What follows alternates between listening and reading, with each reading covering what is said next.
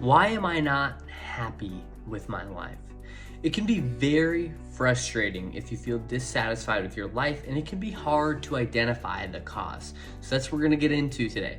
My name is Richardson.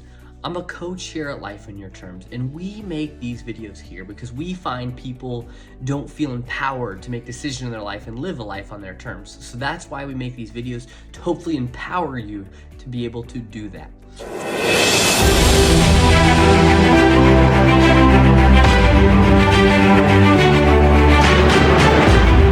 Why am I not happy with my life? Today I'm going to go over 3 stages or 3 things or exercises you can do to figure out why you're not happy and then what to do about it as a result, because we're all about action here as well at Life on Your Terms. So the first stage or thing that I think you should do with almost any problem, but if you're trying to figure out why are you not happy with your life, is to stabilize. What do I mean by stabilize? I mean, figure out what is the problem. And the question you can ask yourself is, what is the problem from my perspective? And just write it out. And maybe you're having a tough time identifying that problem. And that's where I would encourage you to take the balance wheel in the description below.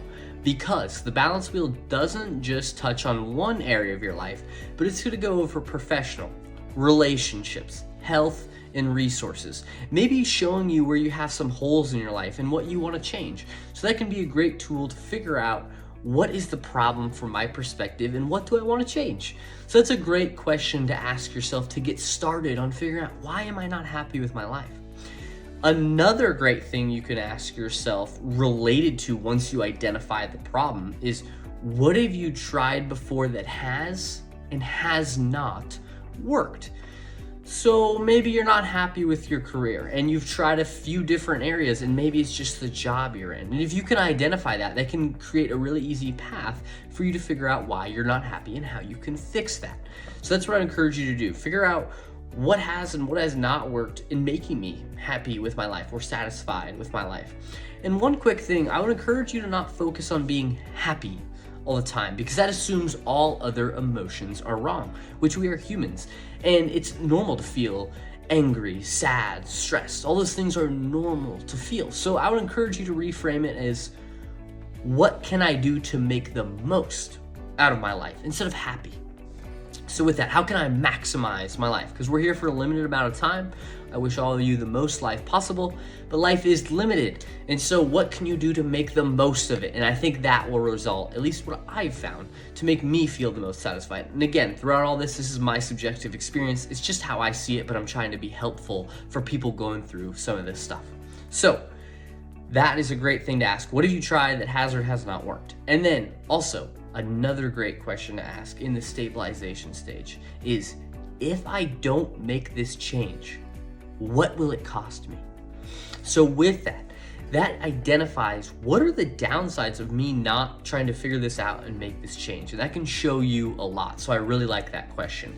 And if you do these, I think you'll have a really good idea of what is causing you to not feel happy. And that moves us to our second stage of visualization. What do we want our lives to look like? After you stabilize, you figure out the problem, you figure out what has and has not worked, and you figure out why you need to make this change. We go into visualization of, what does amazing look like 12 months from now?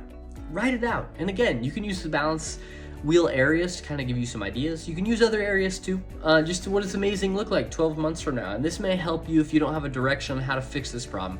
And write it out. Be very vivid in your detail. What does amazing look like for you? And another thing I would encourage you to think about is, I'm going to give you 4 situations, and then you would rank the highest situation that you would want, and it'll make sense in a second. So if you have unlimited money, unlimited time, you wanted to know what was said to you at your 100th birthday, or you had an expiration date of 3 years, and in each of those 4 situations, what would you do with each of those? So if you had unlimited money, what would you do? If you had unlimited time, what would you work on? If you were concerned about your legacy at your 100th birthday, what actions would you take? And if you had an expiration date of 3 years from now, what would you do? And then out of those 4 situations, pick your top one and focus on that. because that can show you what you value. I found that a helpful situation for me and my clients when we kind of go through those 4 situations, so it can be helpful for you to go through those as well. And then from there, consider what's possible and what are you grateful for. Visualize those things, those can help you become more happy or feel like you're making the most out of your life, again, as I have asked you to reframe that. And that moves us to our 3rd stage of strategization, and execution.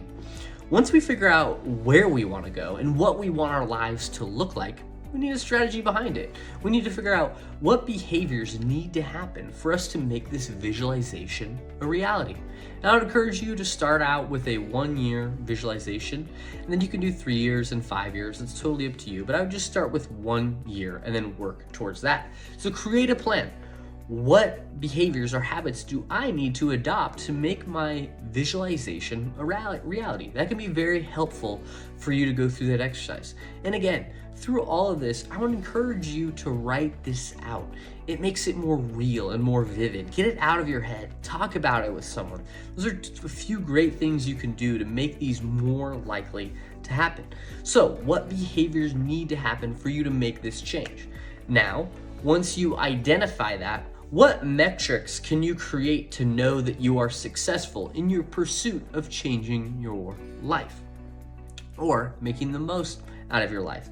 And what I mean by that, I would encourage you to set some goals. And with goals, don't set outcome-based goals. I would set it more like a hypothesis. So if I do X process, then Y outcome will happen. So for example, I believe that if I go to the gym 5 days a week, I will lose 10 pounds within 3 months. And then that makes it focused on the process. I'm just gonna focus on going to the gym. And then I believe this outcome will happen.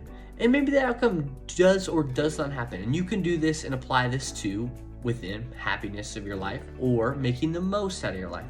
So I think if I go to every one of my kids' soccer games, I will feel like I'm making the most out of my life.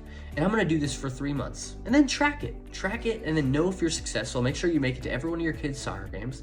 Track how you feel. And you can do this in any goal. That's what I encourage you to do. Find some metrics to know that you're making progress so that you can identify if you're making the most of your life or if you're gonna be happy with your life. That can be very helpful as well. And then also another thing you need to identify in the strategization and execution stage is what barriers will stand in my way. Because it is important to know as we are in pursuit of our goals, what things may come up. And if we can identify them beforehand, we can maybe take them out of the way or know how to overcome them.